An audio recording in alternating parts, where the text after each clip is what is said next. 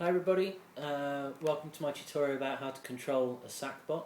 It's the first tutorial of a couple, hopefully three, leading up to the ice fatality setup that I had in my previous video.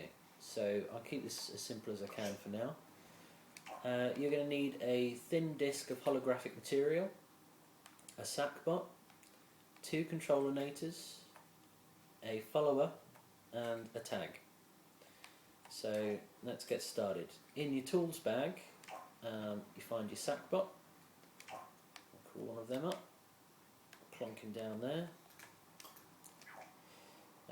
Put back. Now using the puppet cursor, you can actually open and close your circuit board just by pushing R1, which is just a lot quicker. So we'll go ahead and do that. We're then going to pop a controllinator on there. So back into the tools bags, previous page, under advanced logic, you have controllinator. We're going to stick one of those, can be anywhere on this circuit board, but I like keeping things neat.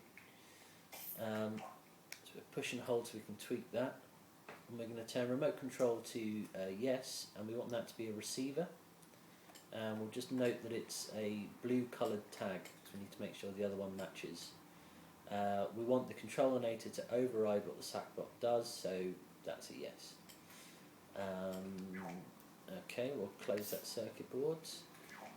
Other thing we're going to need on this circuit board is a tag. So I'll put one of those on here. Again, hold and tweak this. Now we're going to make this blue again, just to keep everything in the same. That way, if you've got multiple Sackbots that you can control, you can give them all their own colour. The other thing I like to do with these is to give them a label, so you know exactly what they are. So we'll just do enter new label, and we'll call this one Sackbot. We'll call this Sackbot 1. So there we go. Just give it that tag label there. Okay, now we're going to need our disc of holographic material. So into our goodies bag. Hologram, circle. I'm just going to make say a thin layer, so get back a bit, and just check it for size. You want it just slightly bigger than your Sackbot is. Again, no particular reason, just I think it looks neat. We'll put that there. Now, by default, holographic material is incredibly bright, so we want to go in and tweak that using the square button. And take the brightness right the way down to 0 so it becomes invisible while in play mode. Now, onto this, we are going to just pause. We're going to pop our second controllinator. This is the one that your Sackboy is going to sit in. I'm just going to pop that down near the bottom, there like that. Now, we want remote control to act as a transmitter. We're already on the blue, and you can see that the Sackbot has also got a blue circle around him. That's kind of indicating that the two of them are on the same frequency channel. We're going to set the auto enter to yes, and we're going to tick the visible in play mode and make that no, so it's not. Okay, the other thing is we want to get rid of that circuit board for now and see what we're doing. As we need a follower. This is under the advanced movers section, or rather movers, and it has this weird freaky eyeball on. And we just want to pop that just above the controllinator chair, like so. Now we want to set the maximum speed of this thing right the way up to 100. We want to tick on, yeah, allow movement in and out, yes. We don't want flee rather than follow.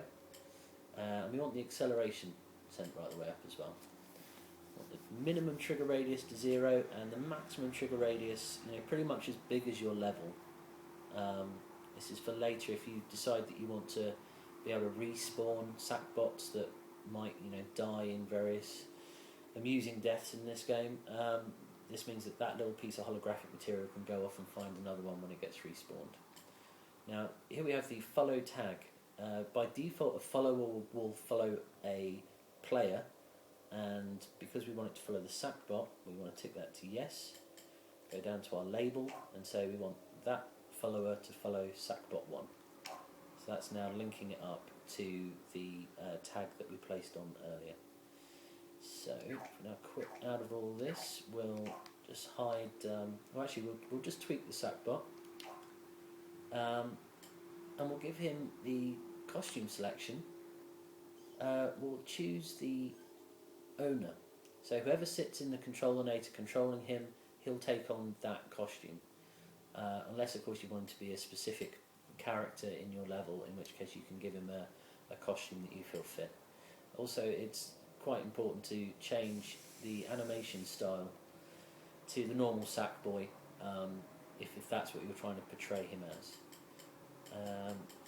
We can give him the ability to use the Creatorinator and the Grabinators, so you can have those in your level for him to use. That's all fine. And yeah, that's everything there. So R1, we'll just close down that.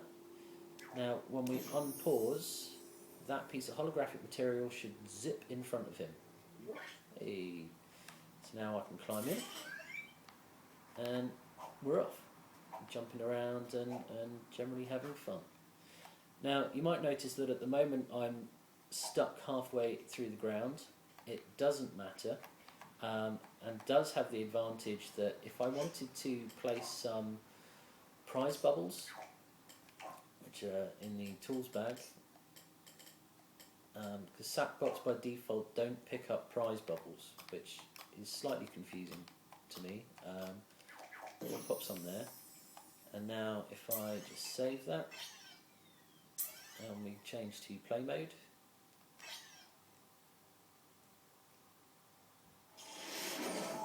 here we go.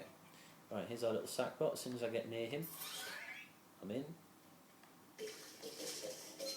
and I can pick up prize bubbles. Yay, prize bubbles.